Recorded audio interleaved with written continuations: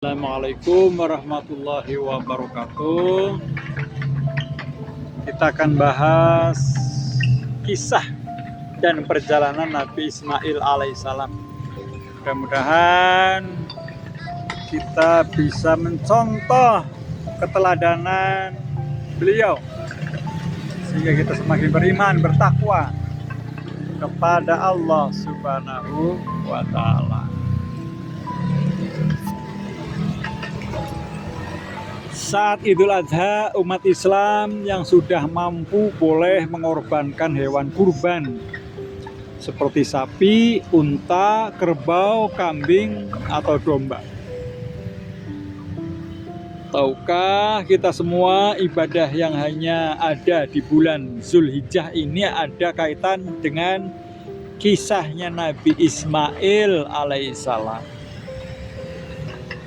Nabi Ismail merupakan putra dari Nabi Ibrahim dan Siti Hajar.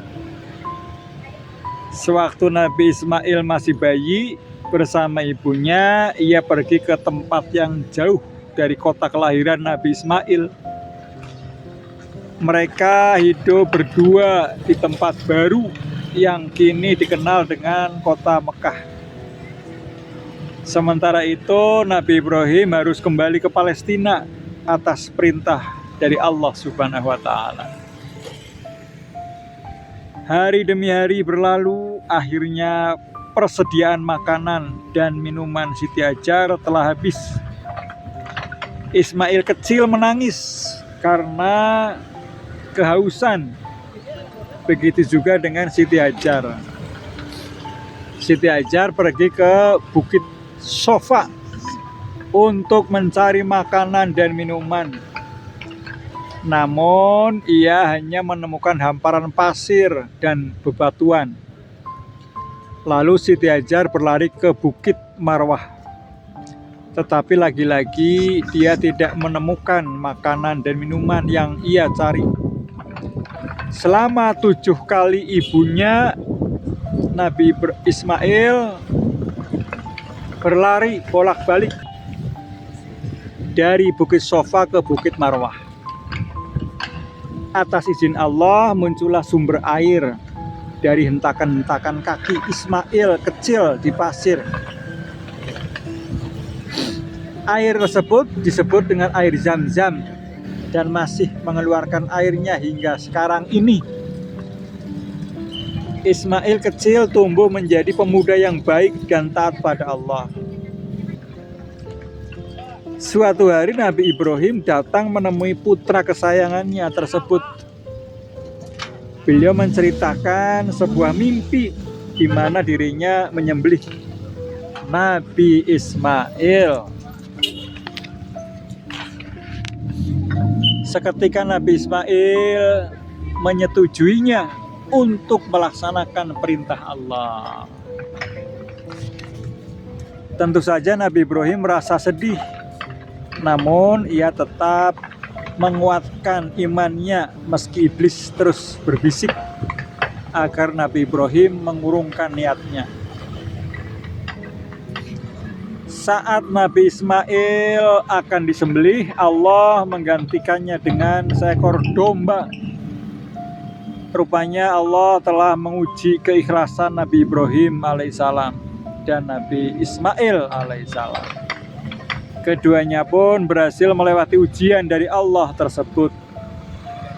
Sewaktu Nabi Ismail beranjak dewasa, Nabi Ibrahim mendapatkan perintah untuk membangun Ka'bah. Dengan penuh ketaatan dan tanpa mengenal lelah, Nabi Ismail dan Nabi Ibrahim membangun Ka'bah dengan kedua tangan mereka hingga selesai. Nabi Ismail dikaruniai 12 orang anak. Ke-12 anaknya ini menjadi pemimpin yang terkemuka pada masanya.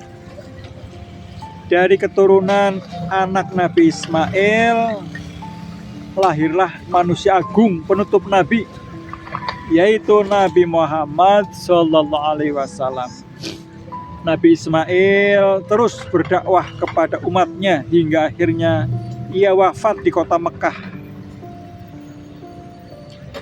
Sumur Zam-Zam terletak di kota Mekah, tepatnya 21 meter dari Ka'bah. Kedalaman sumur Zam-Zam sekitar 42 meter dengan diameter sekitar 108 meter sampai 266 meter. Namun ada juga yang mengatakan kedalamannya sekitar 30 meter. Air dari sumur Zam-Zam berasal dari dua mata air. Yang satu terletak dekat gunung Abu Ubais dan yang lainnya dari arah Ka'bah. Setiap harinya air Zam-Zam dipompa sebanyak 150.000 liter. Saat bulan Ramadan atau musim haji, air Zam-Zam dipompa sebanyak 400.000 liter per hari. Air Zam-Zam tidak memiliki warna atau bau, tetapi memiliki rasa yang khas. Memiliki kandungan garam kalsium dan magnesium yang tinggi. Dipercaya dapat meningkatkan kekebalan tubuh. Merupakan air mineral yang paling murni di dunia ini. Sofa yang merupakan tempat dimulainya sunnah sa'i terletak kurang lebih 100 meter dari Ka'bah. Marwah terletak sekitar 350 meter dari Ka'bah. Jarak antara Sofa dan Marwah sekitar 450 meter, sehingga perjalanan 7 kali berjumlah kurang lebih 3,15 km. Ka'bah telah direnovasi dan direkonstruksi beberapa kali karena mengalami kerusakan akibat bencana alam. Warna kiswah yang menutupi Ka'bah telah berubah. Ka'bah memiliki 2 pintu dan memiliki jendela di salah satu dinding.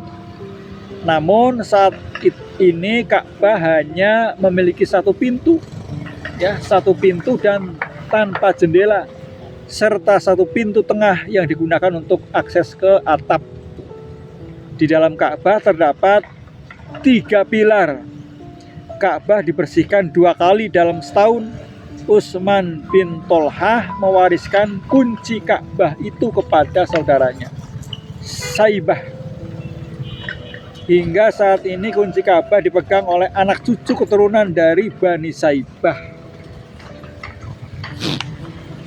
Itulah tentang kisah perjalanan Nabi Ismail alaihissalam.